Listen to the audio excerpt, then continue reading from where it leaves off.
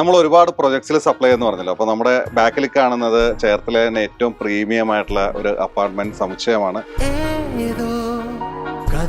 Prime crest എന്നാണ് പേര്. നമ്മുടെ ദീപിക ജംഗ്ഷന്റെ അടുത്താണ്. അപ്പൊ ഈ ഒരു പ്രൊജക്ടിലേക്ക് നമ്മൾ കൊടുത്തിരിക്കുന്നത് അറൗണ്ട് ഒരു 20,000 സ്ക്വയർ ഫീറ്റ് ടൈല്.